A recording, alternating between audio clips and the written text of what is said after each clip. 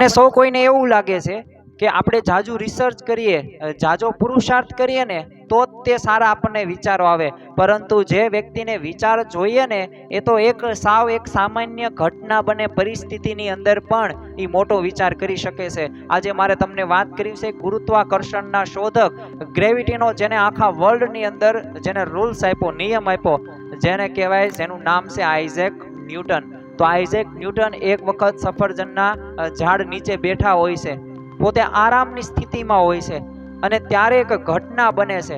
અને મેં તમને વાત કરી એમ એક ઘટના એ વ્યક્તિને તમારી જે સર્વોચ્ચ શિખર સુધી પહોંચાડી શકે તેમ છે. અને આ ઘટના શું બની કે એ સફરજનના ઝાડ હતું એમાં સફરજન નીચે પડે છે. આ ન્યૂટનને વિચાર આવે છે, હવે આપણે સાથે જ આવી પરિસ્થિતિ બની હોય ને તો આપણે શું કરીએ? સફરજન ખાઈ જઈએ, અથવા તો હજી વધુ પડે એવી આશા રાખીએ, અથવા તો સફરજન છે ચાલો ઘરે લઈને આપણે જમીશું નિરાંતે. આપણને આવા વિચારો આવે. પણ ન્યૂટનને ત્યારે શું વિચાર આવ્યો કે આ સફરજન ઉપરથી નીચે જ કેમ પડ્યું? કેમ ઉપર ન ગયું? કેમ સ્થિર ન રહ્યું? કેમ આડું ન ગયું? અને કેમ નીચે જ પડ્યું?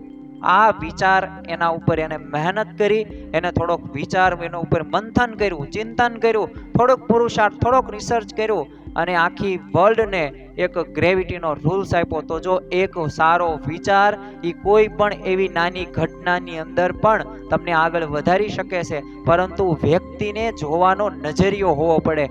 જેવી દ્રષ્ટિ એવી સૃષ્ટિ. તમે જેવી સૃષ્ટિને જોવો છો ને, પણ એના પહેલા તમે દ્રષ્ટિથી એને જુઓ છો, એટલે જેવી તમે દ્રષ્ટિ રાખશો એવી તમને સૃષ્ટિ દેખાશે. એટલે ખરેખર આપણે પણ કોઈ પણ ક્ષેત્રની અંદર આગળ વધવું હોય તો જરૂરી શું છે? એક સારો એવો વિચાર, એક સવળો વિચાર, કે આ વિચાર ભલે સામાન્ય ઘટનામાંથી જ ઉપસ્થિત થયો હોય, પોતે સર્જન થયો હોય, પણ આપણે એને મોટું એક વૈશ્વિક રૂપ પણ આપી શકીએ. તો વિચારની આટલી મહત્વતા આપણા જીવનની અંદર જોવા મળે છે.